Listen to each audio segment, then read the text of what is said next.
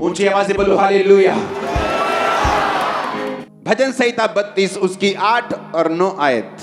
मैं पहले 9 पढ़ूंगा फिर 8 पढ़ूंगा।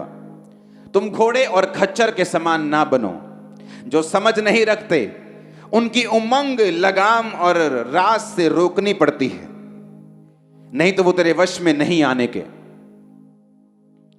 अपने पड़ोसी को बोलो घोड़े और खच्चर के समान तुम मत बनो जो समझ नहीं रखते। परमेश्वर कहता उनकी जो उमंग है वो लगाम के साथ क्या करनी पड़ती है, रोकनी पड़ती है। और यीशु मसीह ने कहा तुम घोड़े और खच्चर के समान मत बनो। इससे पहले कि आपका ले हैंड हो और आज आप पवित्र आत्मा से भर के वापस जाएं, एक रुकावट है स्पिरिट में जो आपको दूर करनी है,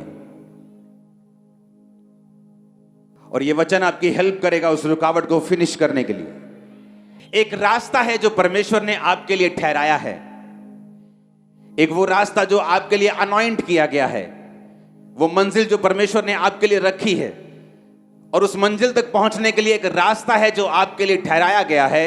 और वो रास्ता हर एक बंदे के लिए उसका तरीका अलग अलग है।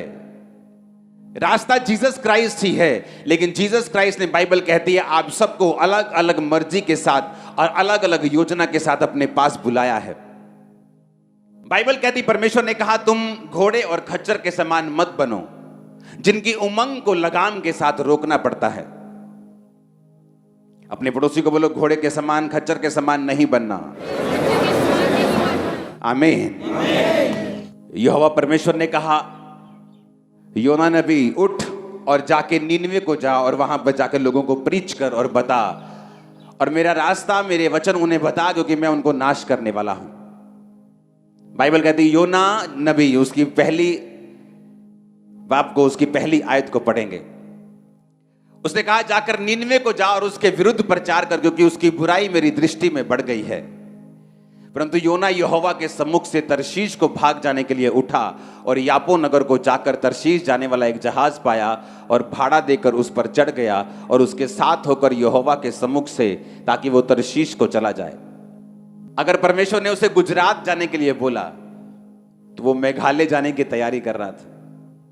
अगर कश्मीर जाने के लिए परमेश्वर ने बोला तो वो कन्याकुमारी जाने की तैयारी कर रहा था।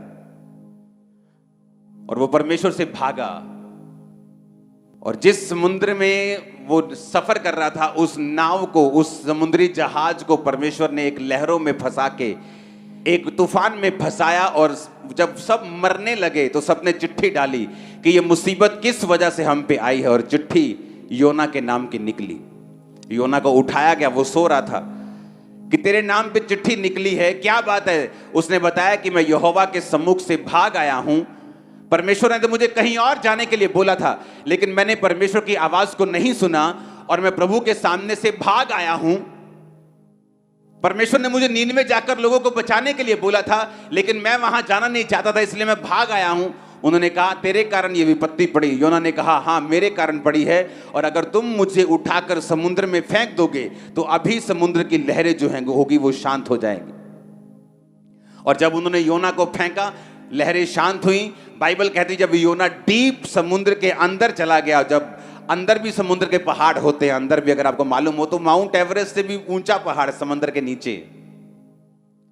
तो बाइबल कहती है वो समुद्र के नीचे जब वो मूर्छा खाने लगा, जब वो मरने लगा, तो परमेश्वर ने एक मछली को ठहराया, एक व्हेल ने उसे निगला। और बाइबल कहती है वो मछली के पेट में 3 दिन और 3 रात रहा और अंदर से परमेश्वर के पास प्रार्थना करता रहा, क्योंकि उसे मालूम था कि परमेश्वर ने उसे एक और मौका दिया है। और बाइबल कहती परमेश्वर ने फिर मच्छ को उस व्हेल को आज्ञा दी, उसने जाकर उसे किनारे पर उगल दिया। वहां से वो 3 दिन के मार्ग पर उसी नीनवे को गया और उन लोगों को बचाया, प्रीच किया, उन्होंने मन फिराया और सारे के सारे लाखों लोग बचाए गए। जो काम परमेश्वर ने करना था वो हुआ। अब बाइबल कहती जब प्रभु यीशु मसीह ने योना के बारे में बोला तो परमेश्वर ने कहा जैसे योना 3 दिन रात जल जंतु के पेट में रहा, उसी तरह मैं भी हूं। परमेश्वर ने योना नबी के साथ अपनी तुलना किस लिए की? आज कौन सा दिन है जब जीसस क्राइस्ट स्वर्ग पे गए, हाँ क्या बोल के गए थे आपको? आज खड़े होके वचन सुनेंगे। क्या बोल के गए थे कि जाओ क्या करो, सब जातियों को क्या करो। पुराने टाइम में कोई कोई नबी होता था, परमेश्वर जिससे बात करते थे, जिस पर आत्मा उतरता था, वही ब्लेस्ड होता था, वही परमेश्वर को जानता था, पब्लिक शक्ल देखती थी उसकी। और अब खूबसूरती क्या है, परमेश्वर ने कहा जब जीसस क्राइस्ट मर के जी उठे तो अब आपको याजकों के पास जाकर पाप माफ करवाने की जरूरत नहीं, क्योंकि आप खुद एक याजक हैं, खुद एक राजा हैं और हमारा महायाजक प्रभु यीशु मसीह। इस बात को समझे कि नहीं? अब जिस तरह परमेश्वर योना को देखते थे और योना को देखकर बोलते थे कि योना मैं ये चाहता हूं कि वो देश बचाया जाए, क्योंकि उनको किसी चीज की नॉलेज नहीं है, वो पाप में तो हैं, लेकिन अगर तू जाएगा तो वो उन्हें प्रीच करेगा तो वो लोग बच जाएंगे योना। और योना थोड़ा ड्रामा करके गया, लेकिन गया जरूर। मैं आपको इसलिए ये बात बता रहा हूं क्योंकि जब परमेश्वर भविष्यद्वक्ताओं को कोई बात बोलता था तो परमेश्वर जब वो बात को नहीं सुनते थे तो लगाम के साथ, जब घोड़ा मुड़ता नहीं इशारे में तो क्या करनी लगाम खींचनी पड़ती उसकी। और लगाम कहां होती उसकी? नाक के अंदर। जब लगाम खींचते हैं तो नाक में चोट लगती है, उसको दर्द होता है नाक के अंदर। उस दर्द से बचने के लिए फिर वो लगाम की बात को सुनता है और जहां लगाम बोलती है फिर वो वहां जाता है। परमेश्वर ने कहा तुम घोड़े मत बनो, कि जब मैं तुमको बोल रहा हूं, क्योंकि अब योना का टाइम चला गया, अब तुम सब योना नबी हो, तुम सब पतरस हो, तुम सब पौलुस हो, तुम सब प्रेरित हो, तुम सब चेले हो, तुम सब विश्वासी हो। आमीन ऊंचे वाला चाहिए चर्च। अब ध्यान से समझना है क्यों तुम मुश्किल में हो, क्यों तुम ट्रबल में हो, क्यों लोग श्राप के नीचे हैं, क्यों उनकी लाइफ में वो नहीं है जो होना चाहिए। क्यों? क्योंकि परमेश्वर की बात को तुम समझे नहीं। उसने कहा योना जा और लोगों को बचा।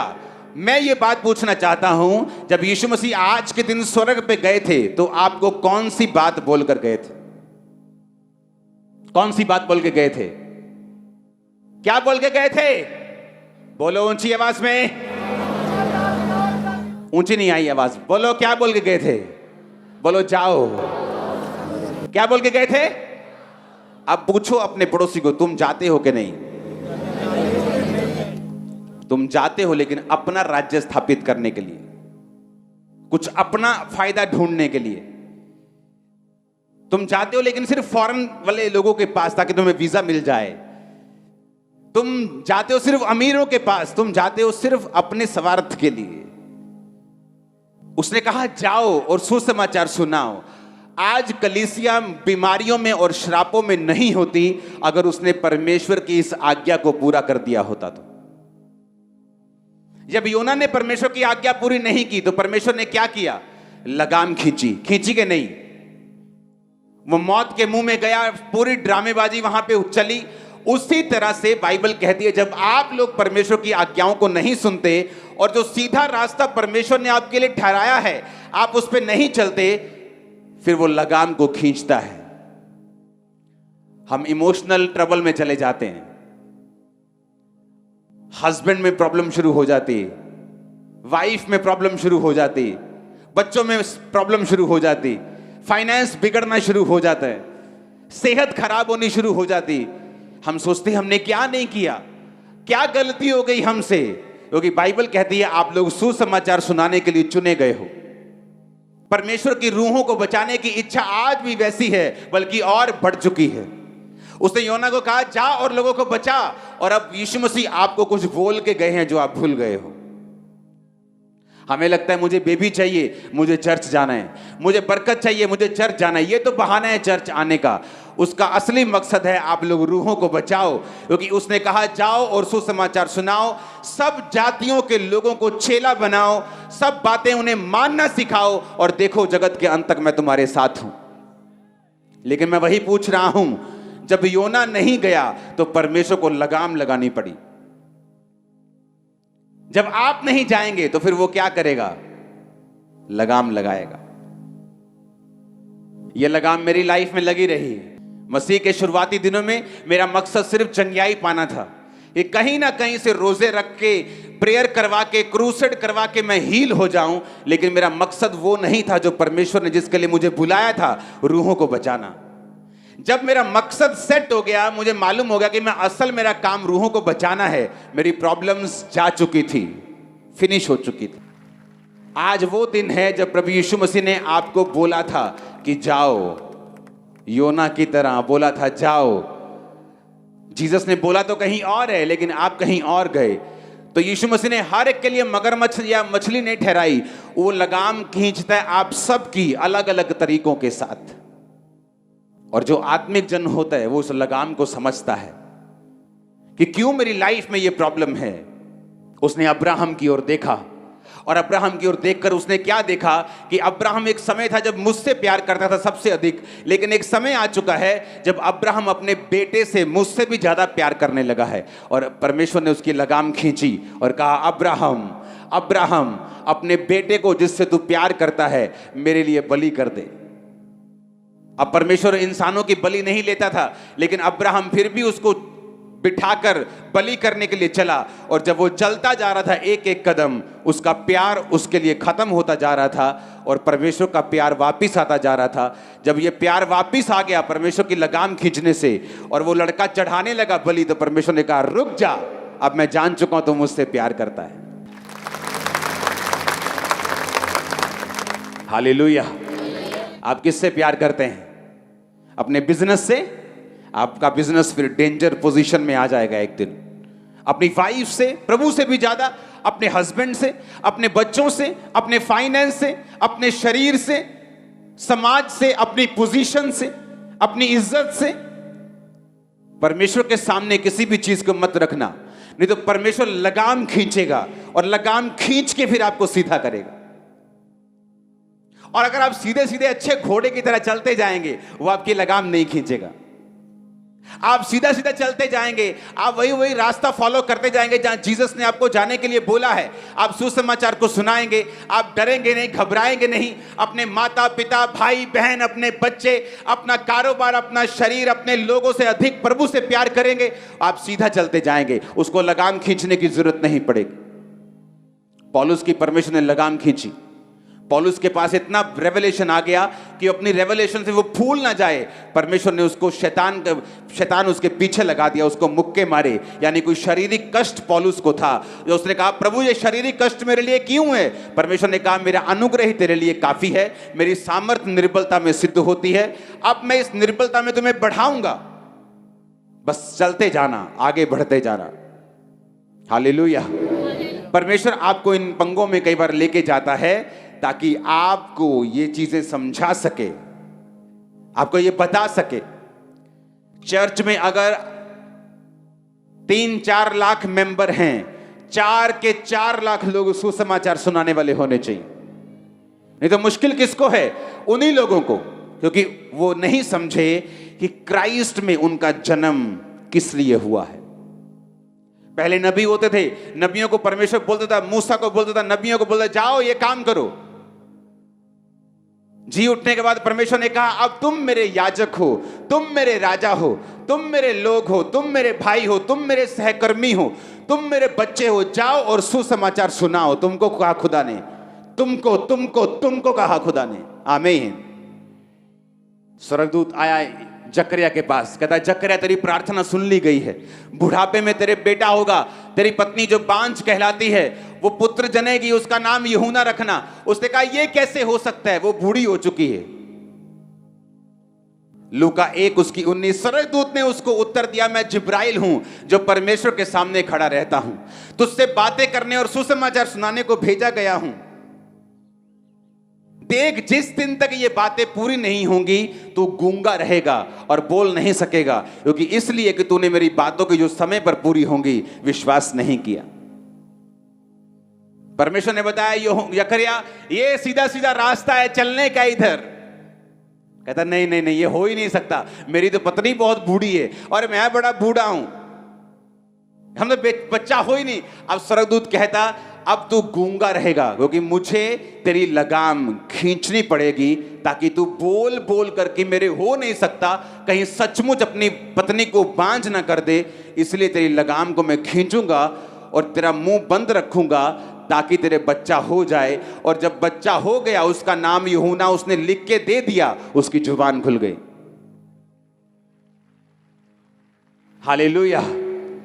अब यह फैसला आप लोगों को करना है कि लगाम खिंचवा के परमेश्वर का काम करना है कि सीधे सीधे करना है।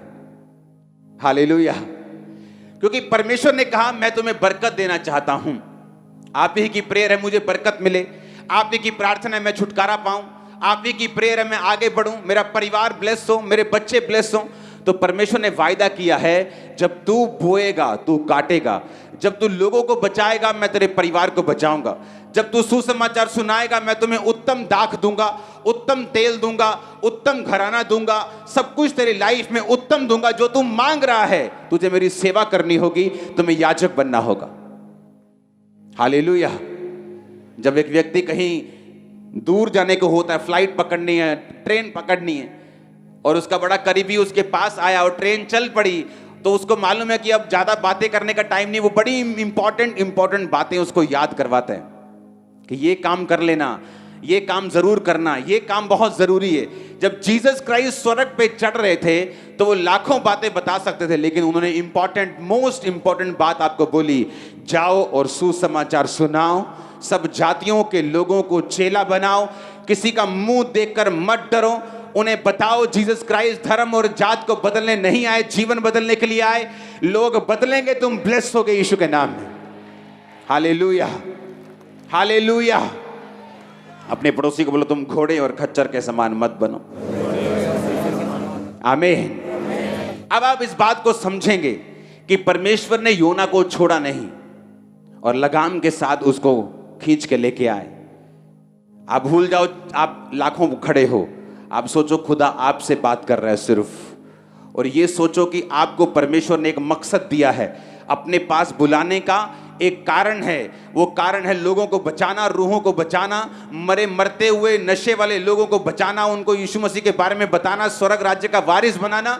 ये आपका मकसद है। आज के आप नबी हैं, आप आज के याजक हैं, आज के आप विश्वासी हैं, आज के पास्टर हैं, आज के प्रेरित हैं। आमीन। अब ये सोच लो कि आपको लगाम के साथ चलना है कि आपको सीधा चलना है।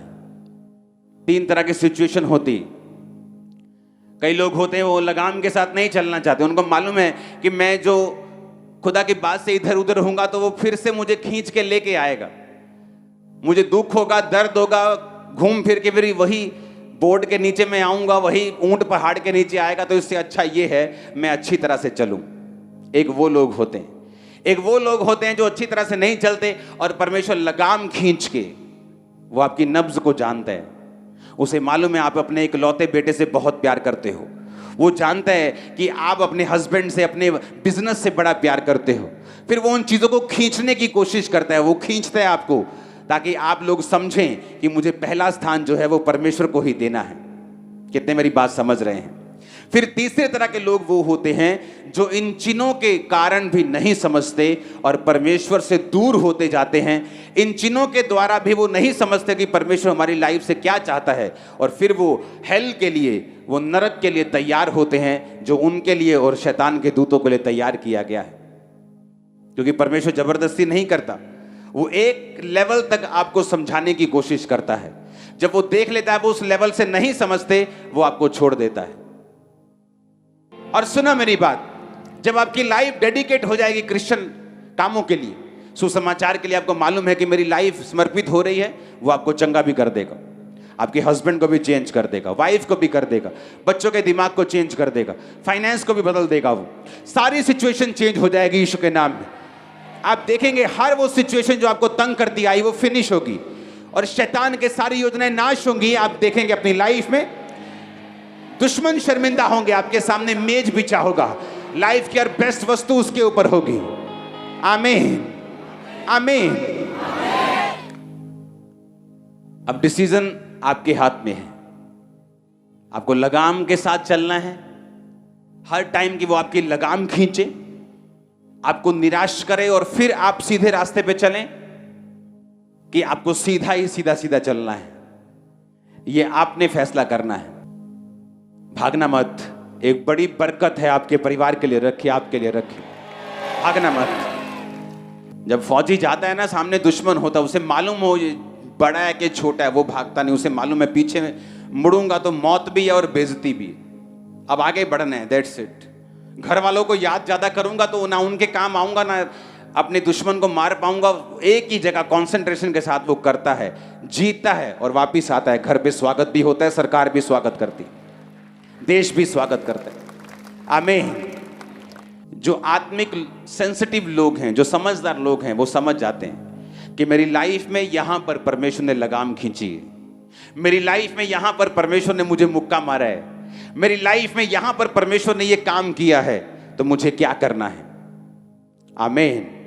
आपको सीधे होके चलना है। उसने आपको खास मकसद के लिए बुलाया है। बेस्ट पार्टनर्स, बेस्ट लोग आपकी लाइफ में आने का इंतजार कर रहे हैं। आप जैसे इस रास्ते पे चल पड़ेंगे, बाइबल कहती है कि परमेश्वर के मार्गों में उत्तम पदार्थ पाए जाते हैं। आप देखते हैं लोगों की मैरिज, सारी उम्र सेटिंग नहीं होती उनकी, रोज छित्तर पनीर की रोटी खाते हैं वो, जिसमें छित्तर भी होते हैं और पनीर भी होते हैं। दोनों तरह की रोटी होती, छित्तर भी होते हैं, साथ साथ पनीर भी होता है। क्योंकि वो जो मैरिज पार्टनर है, उन्होंने परमेश्वर के रास्तों पर चलकर नहीं पाया है। और परमेश्वर ने कहा मेरे मार्गों में उत्तम पदार्थ पाए जाते हैं। जब तुम मेरे मार्ग पे चलेगा तो उत्तम पदार्थ तुम्हें मिलेंगे। तुम्हें पार्टनर उत्तम मिलेगा, बिजनेस उत्तम, देश उत्तम, फाइनेंस उत्तम, चर्च उत्तम, बच्चे, हस्बैंड, वाइफ, सब कुछ उत्तम। लेकिन उसने एक और कंडीशन रखी है, कहता मेरा रास्ता कैसा है, तंग है, संकरा है, तंग है, मुश्किल से तुम्हें जाना पड़ेगा, और थोड़े हैं जो इसे पाते हैं।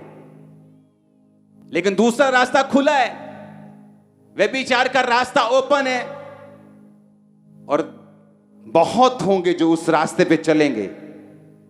लेकिन तंग रास्ते पे उसने कहा बहुत थोड़े हैं जो इस रास्ते पे चलेंगे। और उत्तम पदार्थ अगर किसी ने पाए हैं तो तंग रास्तों में पाए हैं। हालेलुया। जस्ट आपको परमेश्वर को बोलना है, परमेश्वर मैं तेरे काम करने के लिए तैयार हूं। मैं वो बंदी नहीं हूंगा जिसकी लगाम खींचनी पड़े। मैं सीधा सीधा तेरे रास्तों पे चलूंगा, सीधा सीधा तेरे रास्तों पे चलूंगी। आमीन, आमीन। आप डॉक्टर हैं, डॉक्टर बनना चाहते हैं, आप भी ये प्रार्थना कर सकते हैं। आप इंजीनियर हैं या बनना चाहते हैं, आप भी ये प्रेयर कर सकते हैं। आप पॉलिटिशियन हैं या बनना चाहते हैं, आप भी ये प्रेयर कर सकते हैं। आप पास्टर हैं, आप कोई भी हैं, परमेश्वर की सेवा सबके लिए है। मैं सारा दिन डॉक्टर से बात नहीं करता हूं, मैं डॉक्टर नहीं हूं, मैं हॉस्पिटल में नहीं रहता हूं। तो डॉक्टर डॉक्टर को बचाएगा, नर्स नर्स को बचाएगी, लेबर लेबर को बचाएगी, बिजनेसमैन बिजनेसमैन को बचाएगा। कितने मेरी बात को समझ रहे हैं? तो हर एक बंदा ये बोले, खुदावंद मैं तेरे नाम की गवाही दूंगा, मैं तेरे नाम का प्रचार करूंगा। जो आज के दिन तूने 2000 साल पहले कहा था कि जाओ और सुसमाचार सुनाओ, सब जातियों के लोगों को चेला बनाओ, मैं इस वचन को पूरा करूंगा। आमीन, आमीन। और बाइबल कहती है जब उन लोगों ने मन फिराया तो परमेश्वर आनंदित हुआ। वो नहीं चाहता कोई भी नाश हो। लोग बोलते परमेश्वर कहां है? जब हॉस्पिटल में लोग मरते हैं, जब उनके इकलौते बच्चे मर जाते हैं, जब उनके हस्बैंड जवानी में वाइफ्स मर जाती हैं, तो बोलते हैं कि परमेश्वर कहां है? अरे परमेश्वर ने उसे नहीं किया। बाइबल कहती शैतान घात करने के लिए और नष्ट करने के लिए आया। आप जब मैसेज देंगे जीसस क्राइस्ट का कि वो धर्म और जात को बदलने नहीं आया, वो जीवन बदलने के लिए आया, और आप जाएंगे हॉस्पिटल्स में, जाएंगे मॉल्स में, जाएंगे लोगों के घरों में, रिश्तेदारों में आप जाएंगे, तो आप ये मैसेज देंगे और खुदा इसकी बरकत आपको देगा। मत सोचो आपको खड़े खड़े बरकत मिलेगी। मैंने कलीसियाओं में लोगों को 40-40 साल जाते देखा है, ना तो उनकी बीमारियां गई हैं, ना तो उनकी मुश्किलें गई हैं, ना उनके परिवार बदले, जो कुछ है वही है। क्यों? क्योंकि वो सेवा में नहीं है। ना ही उनका पास्टर उनको चैलेंज करता है, ना ही उनकी चर्च उनको चैलेंज करती है सेवा के लिए, क्योंकि वो खुद चर्च होके सेवा में नहीं। हालेलुया। हम एक सीरियस बिजनेस में हैं जो खुदा ने हमें दिया है। वो पैसे कमाने का बिजनेस है, रूहें कमाने का बिजनेस। उसने कहा मैं तुम्हें रूहों को पकड़ने वाला बनाऊंगा, मनुष्यों को पकड़ने वाला बनाऊंगा। इस साल के अंत में आपका रिपोर्ट कार्ड जब मांगा जाएगा, जो हर क्रिसमस पे आपसे मांगा जाता है कि कितनी रूहें बचाई हैं पूरा साल, तब शर्मिंदा होकर आंखें नीचे करके, हाथ नीचे करके खड़े होने की जरूरत नहीं। आपसे काम करना शुरू करो। जून चढ़ने वाला है, सबसे गर्म महीना चढ़ने वाला है। आत्मा में सबसे गर्म हो जाओ, शैतान पर हथौड़े मारो, उसे लोगों से निकालो। आपके घरों से परमेश्वर निकाल देगा उसे। वो आपके घरों से क्यों नहीं गया? क्योंकि आपने लोगों से उसे कभी नहीं निकाला। आपने चैलेंज कभी लिया ही नहीं, आपने कभी चुनौती ली नहीं, आपने कभी परमेश्वर के वचन को सीरियसली लिया ही नहीं। इससे पता चलता है कि अगर हम ये वचन को भी सीरियस नहीं लेते तो हीलिंग के वचन को भी अपनी लाइफ में पूरा होते हुए कैसे मानेंगे? कैसे विश्वास करेंगे वो चंगा करता है? कैसे विश्वास करेंगे वो छुड़ाता है? कैसे विश्वास करेंगे वो धर्मी का वंश बचाया जाएगा, वो हमारे बच्चों को बचाएगा, अगर हम उसके एक वचन को पूरा नहीं करते तो? आप घरों में काम करते हैं, आप बॉस हैं, आप छोटे हैं, आप बड़े हैं, कोई मायने नहीं करता, जस्ट बोलो। और उसने कहा तुम्हें बोलना नहीं आता तो भी परवाह मत करना, मेरा आत्मा तुम्हें बताएगा क्या बोलना है, मेरा आत्मा तेरे साथ होगा। मैं आपको एक ऐसा रास्ता बता रहा हूं जो आपको जल्दी आशीष की ओर ले जाएगा, जल्दी आपको बरकत दे देगा। आमीन, आमीन। क्योंकि लोग इसे सीरियसली नहीं लेते। आप मोस्टली जाके लोगों की लाइफ देखो जो बहुत पुराने टाइम से परमेश्वर को मानते हैं, कोई फर्क नहीं उनमें और अविश्वासियों में। उनके घरों में भी वही चिक चिक मिच मिच चल रही जो उनके घरों में चल रही। क्यों? वचन को सीरियसली लिया नहीं। उन्हें लगता है कि यीशु मसीह तो हमारा ही है, हम तो पुराने ईसाई हैं, हम तो 20 साल से प्रभु में हैं। लेकिन क्या करेगा 20 साल से प्रभु में रहना अगर आपने एक भी रूह को बचाया नहीं? आप एक साल में 10 रूहों को भी बचा नहीं पाते तो क्या फायदा उस क्रिश्चियन होने का? जीसस ने कहा जाओ और सुसमाचार सुनाओ, सब जातियों के लोगों को चेला बनाओ, सब बातें मानना सिखाओ, और देखो जगत के अंत तक मैं तुम्हारे साथ हूं। आप पूरा करेंगे इस वचन को? आप भूल जाओ आप लाखों की तादाद में हो। आप सोचो कि यहोवा परमेश्वर योना से बात कर रहा है दोबारा। आप ये सोच लो। आप भूल जाओ मैं आप सबसे बात कर रहा हूं। आप अपने आप को सोचो कि परमेश्वर आपको कह रहा है जा और स्टार्ट कर मेरा काम। बहुत लोगों को लगता है कि काम स्टार्ट करने के लिए मुझे चर्च खोलनी पड़ेगी। अरे चर्च में कहां रूहें बचती लोगों के पास? चर्च तो उनके बेचारे लोग नहीं आते उनके पास। चर्च में नहीं, बाहर जाओ, मोहल्लों में जाओ, नगरों में जाओ, चौकों में, बाजारों में जाओ, रेलवे स्टेशन पे जाओ, वहां बचाओ रूहों को जहां जरूरत है। आमीन, हालेलुया, हालेलुया। कॉलेजेस के बाहर जाओ, स्कूल्स के बाहर जाओ, वहां जाओ, बताओ। आप देखेंगे लोगों को जरूरत है। नशों में मर रहे हैं लोग, बाप के साथ बनती नहीं, मां के साथ बनती नहीं, गालियां निकालते सारा दिन, नशा बेचते हैं। क्यों? क्योंकि परमेश्वर से दूर है। कारण कौन है? कारण कलीसिया है। कारण वो लोग हैं जिन्होंने कलीसियाओं को बोझ नहीं दिया कि अगर आप काम नहीं करेंगे परमेश्वर का तो काम नहीं होगा। वो कर सकता है अकेला लेकिन करेगा नहीं, उसको आपकी जरूरत है। आज जब आप इस बोझ को लेके जाएंगे यहां से, एक खुदावन के सामने एक वायदा कर लो कि परमेश्वर मैं अकेला चर्च नहीं आऊंगा, साथ लेके आऊंगा, गाड़ियों को लेके आऊंगा, ये तो अपने साथ किसी को लेके आऊंगा। मैं अकेला नहीं बचूंगा, मैं लोगों को बचाऊंगा। फिर देखो जो काम फंसा हुआ है वो कैसे निकलता है, जो स्ट्रेस में लाइफ बीत रही है वो कैसे खुदावंद उसे फ्री करता है। पवित्र आत्मा की अग्नि को रिसीव करने के लिए तैयार हो जाओ। वो आप पर आएगी, आपके बच्चों पे, यूथ पे, छोटों और बड़ों सब पे आएगी, बुजुर्गों पे आएगी, छोटों पे आएगी। इन जीसस नेम आमीन। चाहे बरकत आपकी है। टाइम आ चुका है अपनी डेस्टिनी को चेंज करने का, हाई लेवल पे जाने का, और वो आपको लेके जाएगा। दुनिया के बेस्ट प्लेसेस आपके लिए रचे गए, बनाए गए, बेस्ट जगह है, बेस्ट चीजें आपके लिए बनाई गई। जैसे आप शुरू करेंगे ये आपके कदमों में होंगी। आमीन। ऊंचे वाला चाहिए चर्च। उठा अपने हाथों को। Thank you Jesus. हमारे YouTube चैनल को सब्सक्राइब करें ताकि आप परमेश्वर के गहरे भेदों को जान सकें कि कैसे आप परमेश्वर में बढ़ सकते हैं, कैसे आप दुष्ट आत्माओं से, नशों से, बीमारियों से और वंशों के श्रापों से आजाद हो सकते हैं।